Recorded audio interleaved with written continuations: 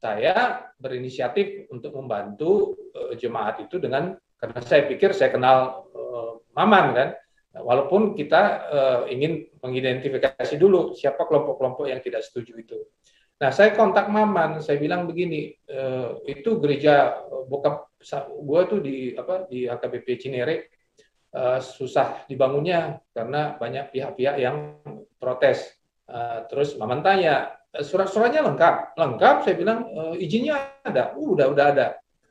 Ya sudah, kalau prosedur hukumnya sudah ada, proses administrasinya lengkap, izinnya juga sudah ada, ya nggak boleh dong ditolak begitu saja tanpa argumentasi yang kuat. Akhirnya saya bilang ke Maman, ya sudah nanti kalau ada anggota yang mengaku-ngaku sebagai FPI dan menolak pembangunan gereja itu tanpa argumentasi yang kuat, walaupun surat-suratnya ada, ya izinnya lengkap, saya akan kontak lu lagi, kira gitu.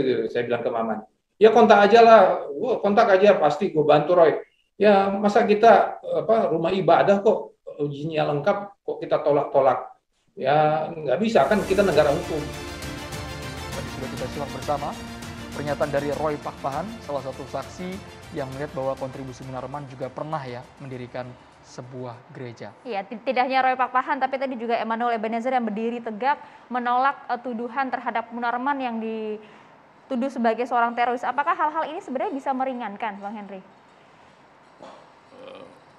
Soal meringankan dan memberatkan itu nanti setelah hakim berkeyakinan. Jadi hakim itu untuk menyatakan seorang itu bersalah atau tidak tergantung dari keyakinan hakim yang ditunjang oleh minimal 2 alat bukti yang sah. Nah, nanti ada hal-hal yang meringankan, ada hal-hal yang memberatkan. Yang menjadi persoalan di sini bukan soal meringankan atau memberatkan, tapi kalau dinyatakan bahwa Munarman itu tidak terlibat dalam terorisme, ini yang menjadi persoalan hukum. Kenapa saya katakan demikian? Karena kalau kita berbicara dalam kasus ini, Munarman tentunya tidak dapat dilepaskan dari kapasitasnya sebagai sekretaris umum atau sekretaris jenderal FPI. Itu satu. Ya dalam kapasitas dia sebagai sekum FPI itulah dia kemana-mana yang melakukan menghadiri pembaiatan dan sebagainya. Ya. Nah, sementara FPI itu sendiri sejak awal berdiri 98, kalau tidak salah, saya orang yang pertama mengatakan bahwa ini adalah kelompok preman berjubah. Ya. Jadi dari awal saya minta. Tuduhannya serius sekali Bang Henry. Kenapa? Tuduhannya serius sekali. Ya, dan ketika Rizik Syihab datang tanggal 10, tanggal 11 langsung ke Polda Metro Jaya, saya minta supaya menindaklanjuti laporan saya terkait dengan pencemaran nama baik saya, dan saya minta supaya dia ditangkap. Bahkan ketika tahun 97, ketika dia masih 2 minggu sebelum dia berangkat umroh itu, saya sudah minta agar Polri tidak segan-segan, tidak takut untuk menangkap dan menahan Rizik Syihab. Artinya dari awal saya melihat memang organisasi ini adalah organisasi yang pada waktu itu saya sebut sebagai preman berjubah. Nah, preman berjubah ini kemudian menjadi kelompok radikal. Kemudian seperti misalnya HTI, sudah memasukkan pendirian khilafah Islamiyah dalam visi dan misi anggaran dasar FPI, sehingga terlibat dengan jaringan terorisme di Indonesia seperti Al-Qaeda dan ISIS. Ini nggak bisa dipungkiri, bukti banyak, ini hanya sekelumit dari bukti-bukti yang saya miliki. Ya, nah kalau dikatakan tadi sudah Fadlizon mengatakan mereka tidak punya senjata, siapa bilang? Dalam satu acara Rizik Syihab mengatakan siap angkat senjata, kita punya senjata, sisa-sisa perang di Poso, ada kan? Itu kalimat yang ngomong itu siapa? Rizik Syihab sendiri, artinya ada senjata dan ditemukan dalam kasus kilometer 50. Ini hal lain ya Bang? Iya, arti senjata mereka tuh ada, itu satu ya. Kemudian ya, apa yang mereka lakukan? Kalau boleh saya tanggapi ya. Yang pertama soal organisasi tadi. FPI itu kan sebagai organisasi diakui oleh hukum kita. Kemudian baru pengakuannya itu tidak dilanjutkan, tidak pernah juga dinyatakan sebagai organisasi terlarang. Ya, tidak pernah ada yang seolah-olah ini menyatakan sebagai organisasi terlarang. Saya kira tidak. Saya termasuk yang sejak awal ketika itu sebagai wakil ketua DPR juga menentang pembubaran sebuah organisasi tanpa proses pengadilan. Karena tidak pernah ada judgement-nya. Tuduhan-tuduhan itu tidak pernah dibuktikan. Ya. Selama ini FPI bekerja sama dengan banyak aparat pemerintah, bahkan masyarakat merasakan manfaatnya luar biasa, Bang Fadli, apalagi di tengah bencana. Berbicara FPI rasanya Jadi, sudah clear ya Bang Fadli. Iya, tadi kan soalnya tadi disebutkan tidak bisa dipisahkan sebagai sekjen atau sekum dari FPI, kan begitu yang disampaikan oleh Pak Hendrioso tadi. Betul kan? Nah, oleh karena itu jadi dibahas. Saya kira masyarakat pada umumnya, saya termasuk yang berpendapat FPI tidak ada masalah. Ya, oknum-oknum bisa saja di semua organisasi ada oknum-oknum. Tetapi sebagai organisasi berhak dalam konstitusi kita untuk hidup sebetulnya. Ya, tetapi karena ke situasi politik sekarang tentu ada pertimbangan-pertimbangan lain. Ya, tetapi kalau kita lihat tuduhan-tuduhan itu adalah tuduhan-tuduhan yang berat yang coba harus kita lihat dulu Bang Fadli bahwa Bapak ini kita punya video ketika Munarman hadir di tempat yang dianggap pembayatan ISIS, baik itu di Jakarta, kemudian di Medan, dan juga di Makassar. Kita tampilkan pernyataan pada tahun Munarman. 2015 lalu. Sekarang kita bersama-sama mengacungkan tangan untuk berbaiat kepada Khalifatul Muslimin Abu Bakar Al-Baghdadi akan dipimpin oleh Ustaz Muhammad Hussein. Saudara-saudara sekalian, pertama kita perbaharui iman kita dengan membaca syahadat asyhadu an la ilaha illallah wa asyhadu anna Muhammadar Rasulullah. Itu ini nahnu nubayi'u khalifatal muslimin Abu Bakr al-Baghdadi Al-Quraisy Al-Husaini Al-Sam'i wa ta'ati ala kitabillahi wa sunnati rasulihi fil mansyati wal makrahi Silakan. Saya tidak tahu juga itu video itu apa. Ya, tetapi yang saya dengar dari saudara Munarman ketika saya pernah mewawancarai, dia hadir diundang diskusi di dalam sebuah diskusi. Kemudian di acara diskusi itu tiba-tiba ada pembayatan itu. Kalau saya lihat nih, saya baru lihat videonya pertama kali. Saudara Munarman diam aja, nggak ikut. Dia malah menunduk, nggak ikut berikrar atau semacam itu ya. Itu contoh yang kita lihat. Kemudian pada waktu itu banyak orang yang salah paham soal ISIS ini. Biasa kan? Dulu juga banyak yang salah paham soal Al-Qaeda. Ternyata ini memang organisasi teror kalau ISIS ya, karena dia melakukan transnasional. Dan ini juga di belakangnya ada kepentingan-kepentingan Barat yang memang mau melakukan stigmatisasi juga bagi kelompok umat Islam. Dan akhirnya dikoreksi kan, ada sejumlah orang yang juga salah, kemudian mengoreksi bahwa ternyata tidak seperti yang diduga. Mas Fadli udah lihat ketika videonya, itu pidatonya Munarman? Saya belum lihat. Belum lihat? Ya, ini kan yang diperlihatkan kan ini. Ya. Jadi saya melihat tadi kan baiat katanya. Ya. Kalau seseorang baiat itu, dia yang memimpin baiat, dialah yang memimpin. Bukan, Mas. Dia sesuai dengan waktu itu pendapatnya bahwa dia hanya hadir di dalam sebuah diskusi. Kan Tidak terlibat kalau ya? lihat Absolutely, saya tahu. dilihat backgroundnya tadi kan Saya bannernya. mengikuti persidangan Munarman Nah. mulai dari awal. ya saya tidak mengikuti. Ya, saya sudah melihat bagaimana dia melakukan pidato di acara itu. Dan saya tahu substansi pidatonya. Ya, jadi begini, seperti saya katakan, banyak orang tertipu oleh ISIS ini, oleh Al-Qaeda ini. Banyak orang tertipu. dengan kedok Anda seperti tadi misalnya, ya Bang Fadli ya. banyak orang yang kita lihat juga, Jangan-jangan Pak Fadlizon itu masuk yang tertipu juga.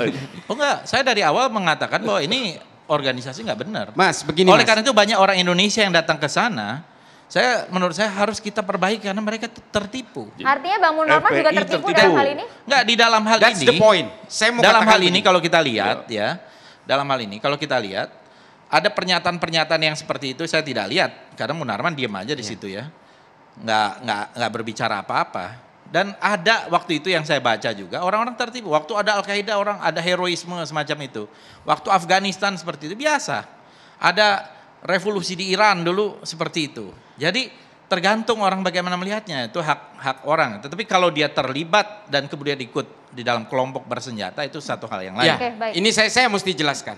Saya mengikuti persidangan ini. Satu, di dalam sambutan Munarman itu, dia mengatakan bahwa betapa pentingnya mewujudkan daulah di Indonesia. Sebentar, tadi daulah satu rangkaian video sama yang tadi? Apakah satu rangkaian antara pidato dan juga video pembayatan? Ada satu rangkaian acara, itu kan di markas FPI di Makassar. Ya, itu saya tidak lihat ya. Dan begini, satu hal lagi. Ya.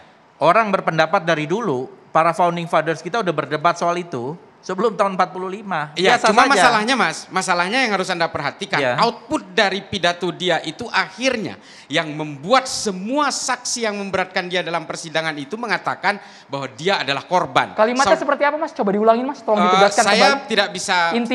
Intinya adalah bahwa kalau ingin syariah itu tegak di Indonesia, maka daulah harus segera diwujudkan di Indonesia. Daulah macam apa kan belum daulah pasti, kan? Ya daulah khilafah Islamiyah. Dia udah menyebutkan itu. Dalam pidatonya jelas kok. Ya, kita dan transkrip tahu, ya. itu ada di dalam persidangan. Itu kan yang Anda sampaikan. Saya nggak dengar pidatonya apa. Kita berbicara apa yang kita diskusikan, apa yang kita sama-sama, resourcesnya itu sama.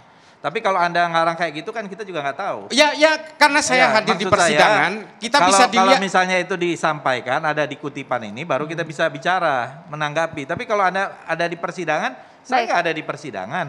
Oke, jadi begini, mungkin jangan terburu-buru mengatakan bahwa Munarman bukan terorisme, dia tidak terorisme, tidak ikut dalam terorisme dan sebagainya. Tapi ketika dibuka ini, saya belum nonton itu. Nanti terulang lagi seperti kasus siapa yang operasi plastik. Kemudian Anda dengan kencengnya mengatakan bahwa ini korban penganiayaan, ternyata Anda ditipu orang. Itu loh, bukan. Jangan terlalu. Itu saya wakil rakyat menerima aspirasi, saya sampaikan, dia yang menipu. Bukan. Kita kembali ke konteks ini ya Bang ya. Kita itu kembali berbeda. ke konteks ini. Terima kasih. Ini yang selalu diulang-ulang oleh orang seperti Anda. Seolah-olah seperti itu tidak. Orang menerima aspirasi, emang bisa tahu semua. Apalagi kelasnya kayak begitu. Begini, saya sedikit cerita ya. Bahwa saksi-saksi yang memberatkan Munarman di persidangan itu adalah orang-orang yang merasa menjadi korban.